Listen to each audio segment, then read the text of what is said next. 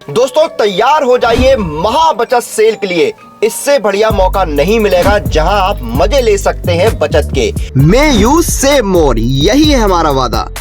इस 28 से 31 मई सभी सुपर कोचिंग पर आपको मिलेगा अप टू 90% ऑफ एंड 50% की एक्स्ट्रा वैलिडिटी। ये वो मौका है जहां आप अपने सपनों को साकार कर सकते हैं, आप अपनी ख्वाहिशों को पूरा कर सकते हैं। तो अगर आप तैयारी कर रहे हैं SSC, banking, teaching, UGC net, CSIR net, EPFO, state PSC, UPSC, defence जैसे एग्जाम की, तो आइए इस महा बचत सेल में साथ मिलकर धूम मचाएं और अपनी सेविंग्स को यादगार बनाएं।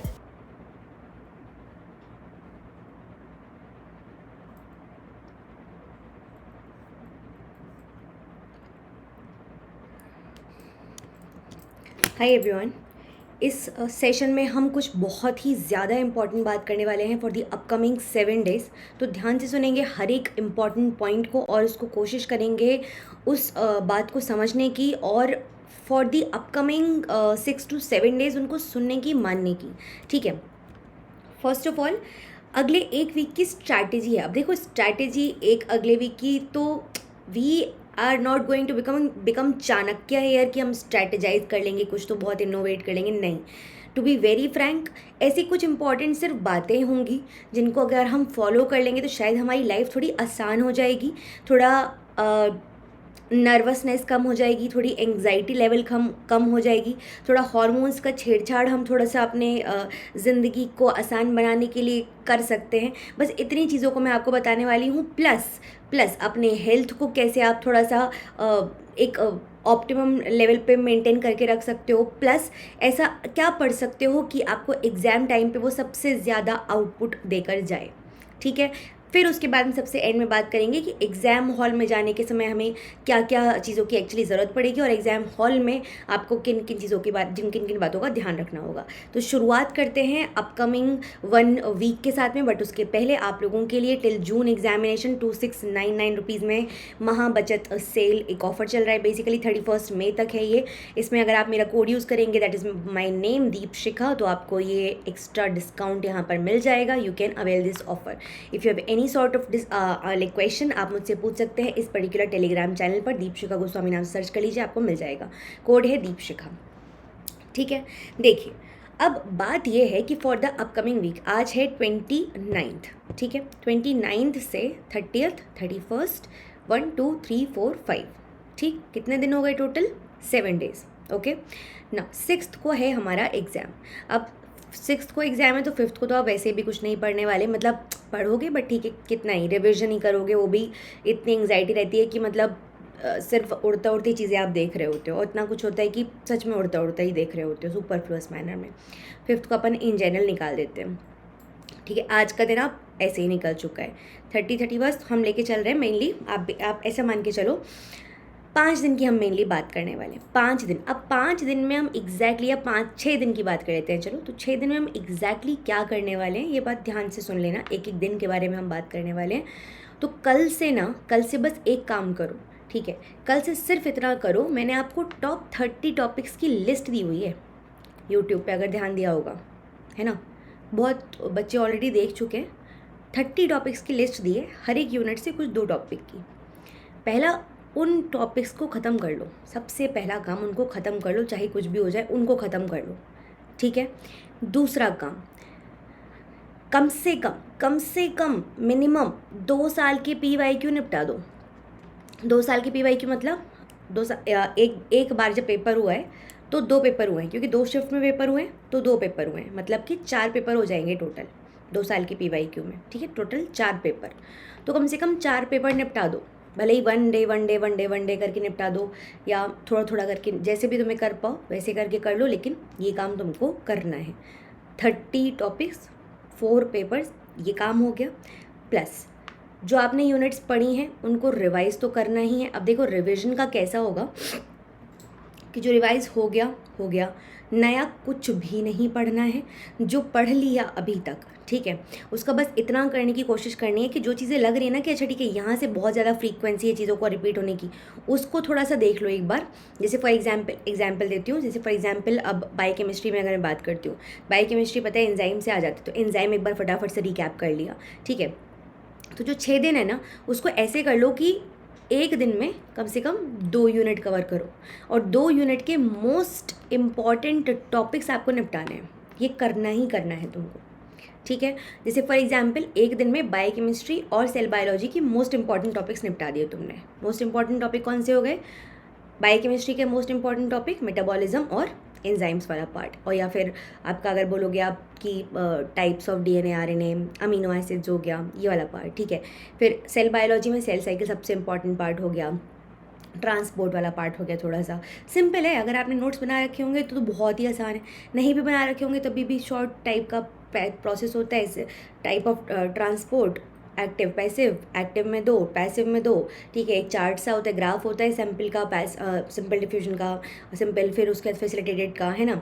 उसके अलावा फिर टाइप ऑफ प्रोटीन्स होती हैं, फैसिलिटेटेड में कौन कौन से एग्जाम्पल है, सिंपल में कौन कौन सिंपल में कौन कौन से एग्जाम्पल्स है, हर एक चीज़ के एग्जाम्पल वाइज आपने एक बार रिकैप मार लिया, ठीक है, कि कहाँ कहाँ चैनल्स होते हैं, कौन कौन से टाइप्स होते हैं। बस इस फॉर्मेट में आपको याद रखना है, फ्लो चार्ट फॉर्मेट में, बस एक बार रिकैप मार लो, ठीक है। डिटेल्स अंदर की याद होंगी, वो डिटेल में पढ़ाई जब टाइम था पढ़ने का तब का याद है वो, तो वो फॉर्मेट में याद करो अब, ठीक है। फ्लो चार्ट फॉर्मेट में रिविजन करना है अब, ठीक है।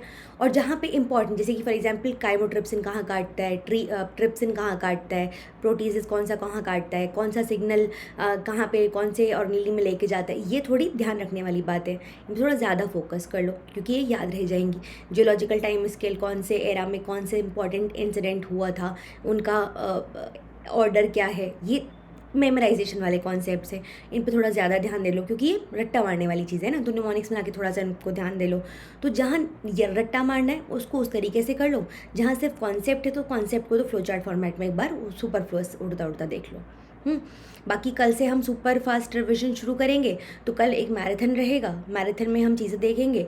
सुपर फास्ट रिविजन हम परसों से शुरू करेंगे, वहाँ पे हम इंपॉर्टेंट चीज़ें देख लेंगे फटाफट, कुछ इंपॉर्टेंट कॉन्सेप्ट हर एक यूनिट से देख लेंगे, ठीक है। तो वो मैं कोशिश करूँगी आपको जितना ज़्यादा हो सके करवाने की, उसको एक बार जुड़ के ज़रूर से देख लिया करना, ठीक है। ये आपको यहाँ पे हो जाएगा, इसमें काफ़ी कुछ निपट जाएंगी चीज़ें। अब आती है बात एग्ज़ाम हॉल में, आपको पता ही है आपको एडमिट कार्ड लेके जाना होता है, बेसिक एक I think ID card if I am not wrong. बाकी तो ज़्यादा कुछ मतलब नहीं इतना रिक्वायरमेंट होता है। पेन वगैरह तो सबको पता ही है, वो तो बेसिक रिक्वायरमेंट की चीज़ें होती है। हालांकि अब तो ऑनलाइन मोड में आपका एग्जाम, लेकिन हाँ मतलब ठीक है, वो तो जो भी रिक्वेस्ट होता है मेंशन होगा, एक बार पढ़ लेना क्या क्या रिक्वायरमेंट है। हाँ, क्योंकि सिटी इंटीमेशन आ गया है, देख लेना क्या क्या आपको एडवांस बुकिंग कहाँ कहाँ करनी है, फ्लाइट मतलब जो भी आपका ट्रेन बस फ्लाइट जो भी जिस भी मोड ऑफ ट्रांसपोर्ट से आप जा रहे हो, कहाँ जा रहे हो, कैसे जाना है, क्या करना है, किस मोड ऑफ ट्रांसपोर्ट से वहाँ तक पहुँच सकते हो, वो सब आपको बिफोर हैंड बुकिंग करनी है। तो वो मेक श्योर करके रखना कि भैया पहले से पहले बुकिंग कर लो, ठीक है। दूसरी चीज़ कि हाँ, वहाँ पे रहने की क्या व्यवस्था है, वो सब भी चीज़ें, मतलब लास्ट मोमेंट पैनिक से ये सब नहीं चाहिए ना, तो वो सब चीज़ें पहले से सॉर्ट कर लो। फिर एग्ज़ाम हॉल की अगर हम बात कर ले तो बहुत सिंपल है। पहले तो ऑर्डर ऑफ कैसे एग्ज़ाम, तो सिंपल है, सबसे पहले सी सेक्शन करना है अटेम्प्ट, क्योंकि सबसे ज़्यादा नंबर देगा।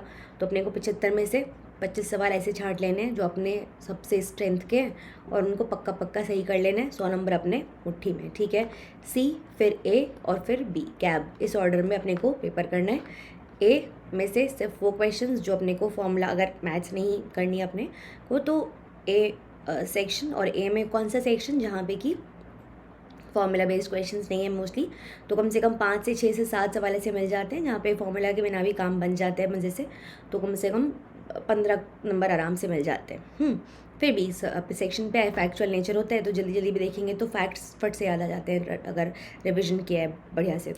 तो इस ऑर्डर में पेपर करना है। टाइम का बहुत अच्छे से ध्यान रखना है, टाइम के साथ बिल्कुल भी गड़बड़ नहीं होनी चाहिए, है ना। टाइम मैनेजमेंट एकदम पक्का होना चाहिए, और ऐसा नहीं होना चाहिए कि क्वेश्चंस पढ़े ही नहीं। मतलब कई बार क्या होता है कि बच्चे बोलते हैं मैम पीछे इजी क्वेश्चन, मतलब बाद में इजी क्वेश्चंस थे हम पढ़ ही नहीं पाए, ये बिल्कुल गलती नहीं करनी है। तो टाइम अपना अच्छे से मैनेज करके चलना है। बाकी कुछ भी डाउट है, I am a message away, आपके एग्ज़ाम तक ना I am a text away, ठीक है। तो मुझे कुछ भी दिक्कत है ना, अब तुम मुझे एक मैसेज करो, आई विल रिस्पॉन्ड। और अब से ना टेलीग्राम पे मैंने आज भी एंटीबायोटिक इनहिबिटर्स की लिस्ट डाली है, देख लेना, चेक कर लेना। अब से टेलीग्राम पे तुम्हें ऑलमोस्ट रोज़ रोज़ में मतलब दिन में कई कई बार बहुत सारे ये मैसेजेस मिलेंगे जिसमें कि मैं बहुत सारी इंपॉर्टेंट चीज़ें तुम्हारे साथ शेयर करती रहूँगी, यूट्यूब पे भी, टेलीग्राम पे भी। तो वहाँ इन दोनों जगह पे जुड़ जाओ, जल्दी से जुड़े रहो, ठीक है। इस वीडियो को लाइक अगर पसंद आती है तो कर दो, सब्सक्राइब कर लो चैनल को, इंपॉर्टेंट क्योंकि चीज़ें आती रहेंगी। बाकी टेलीग्राम पे जुड़ जाओ 100%, है ना। यहाँ पे दिया हुआ है लिंक, डिस्क्रिप्शन बॉक्स में मिल जाएगा, पिन कमेंट में मिल जाएगा, ठीक है। इतनी इंपॉर्टेंट बातें थी। बाकी अपना ख्याल रखो। और हाँ, सबसे इम्पॉर्टेंट बात भैया देखो, टाइम पे सो, टाइम पे जागो। और अगर टाइम पे नहीं सो रहे हो तो फिर उस हिसाब से मतलब जागने सोने का थोड़ा, और एग्ज़ाम के 1-2 दिन पहले थोड़ा उस हिसाब से करना कि जिस टाइम एग्ज़ाम है उस टाइम पे थोड़ा सा जागने की कोशिश करना कि एग्ज़ाम के दिन थोड़ा साइकिल ऐसी बन जाए कि नींद ना आए एग्ज़ाम के टाइम पे, है ना। नहीं तो फिर गड़बड़ हो जाती है, दिमाग थोड़ा गड़बड़ काम करता है। दूसरी चीज़ कि एग्ज़ाम का जो टाइम है ना, कोशिश अपने को क्या करनी है कि एग्ज़ाम के टाइम के साथ मैंने मतलब खिलवाड़, मतलब समझ रहे हो ना, बॉडी को इस उसमें लेकर आना है अपने को इक्विलिब्रियम में, कि उसको पता हो कि अच्छा ठीक है, ये मेरा एग्ज़ाम का टाइम है, इस टाइम पे मुझे सबसे ज़्यादा एक्टिव रहना है ब्रेन को, है ना। तो वो कुछ चीज़ें अपने को मैनेज करके चलनी पड़ेंगी। अभी this time is the high time. अगर अभी नहीं किया तो फिर कब करोगे? अभी तक तो मतलब ऑलरेडी करना चाहिए था अब ये काम, बट अभी तक नहीं किया, चलो ठीक, लेकिन अब तो करना ही करना है, ठीक है।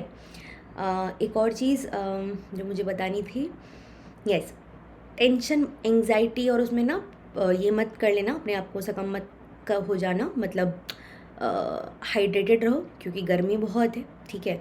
ज़्यादा इफ़ नॉट रिक्वायर्ड बाहर निकलने की ज़रूरत नहीं है, शांति से पढ़ाई करो। ऑल्सो इफ़ नॉट रिक्वायर्ड, मैंने डूज़ एंड डोंट्स में भी बताया था, इफ़ नॉट रिक्वायर्ड ऐसी सोर्सेज एंड ऐसे लोग जो कि आपको इस पॉइंट पे अननेसेसरी टेंशन देंगे, नए सोर्सेज के बारे में बात करेंगे, इस वीडियो से नहीं पढ़ा तूने, उस सर से नहीं पढ़ा, उस मैम से नहीं पढ़ा, नहीं, ये सब बातों में पढ़ना ही नहीं। हाँ भाई, आपने जो पढ़ा बहुत अच्छी बात है, आपका ज्ञान आपके पास, मेरा ज्ञान मेरे पास। I am confident about the sources I have refer to. मेरे क्वेश्चंस वहाँ से बन जाएंगे जहाँ से मैंने पढ़ा है, मेरे को कोई दिक्कत नहीं है। तो जो तुमने पढ़ा है उस पर कॉन्फिडेंट रहो, उस पर कॉन्फिडेंस रखो, क्योंकि होगा क्या ना, अगर उस पर कॉन्फिडेंस नहीं रखोगे तो वो कौन सा था, 2 नाव की सवारी वाली बात सुनी होगी तुमने, वो हिसाब हो जाएगा, ना यहाँ के रहोगे ना वहाँ के रहोगे, तो उसमें तो कभी फ़ायदा हो ही नहीं सकता। तो जहाँ हो उस पर स्टिक करो। तो तुम्हें क्या पता कि उसके सोर्स से क्वेश्चन आएंगे कि नहीं आएंगे, क्या पता तुम्हारे सोर्स से सारे क्वेश्चन आने हो, है ना, हु नोज़। फिर तुम उन्हें बताओ बाद में कि भाई देखो मेरे ही सोर्स से सारे क्वेश्चन बने हैं, ये मैम से मैंने पढ़ाई की थी, सारे क्वेश्चंस इनके वीडियोस से आए हैं, सब इनके पढ़ाए हुए से आए हैं। और हालांकि साइंस में और बायोलॉजी में क्या सोर्स, कोई करंट अफेयर्स थोड़ी है कि मतलब, समझ रहे हो। तो इट इज़ नॉट कि ये कोई उसका एग्ज़ाम है, यूपीएससी का एग्ज़ाम है कि कोई बात करे, ये सीएसआईआर का एग्ज़ाम है। सीएसआईआर के एग्ज़ाम में सब कुछ स्टैटिक सिलेबस होता है। स्टैटिक सिलेबस जब होता है तो यहाँ पे सब की किताबों और सबके नोट्स में आपको वो चीज़ें मिल जाएंगी। हाँ, ये बात अलग है, अब सीएसआईआर बहुत कुछ घुस के पूछता है, तो जो टीचर आपको ढंग से पढ़ाएगा, वो जो डेप्थ में जाके पढ़ाएगा, वही आपको ढंग से चीज़ें समझा पाएगा। और हाँ, एक और इम्पॉर्टेंट बात, किसने कितना ढंग से डिटेल में समझाया है, ये बहुत इंपॉर्टेंट है, ठीक है। तो बस इतनी कुछ बातें थी मुझे करनी थी आपसे। बाकी है, बहुत समझदार बच्चे हो तुम, रैपिड फायर मैंने तुम लोगों को देख लिया है, very very smart and intelligent guys you are, guys and girls you are, ठीक है। I am very very proud of you, extremely proud of you. Rapid fire second part का रिजल्ट अभी तक नहीं अनाउंस हुआ है, so I will announce it in the tomorrow's session, ठीक है, वो मैं कल अनाउंस करूँगी। सो बस इतना ही कहना है, अपना अपना ख्याल रखिए, मिलते हैं आप लोगों से बहुत जल्दी, तब तक के लिए take care, very very soon मिलते हैं आप लोगों से, ठीक है। चलो बाय बच्चों।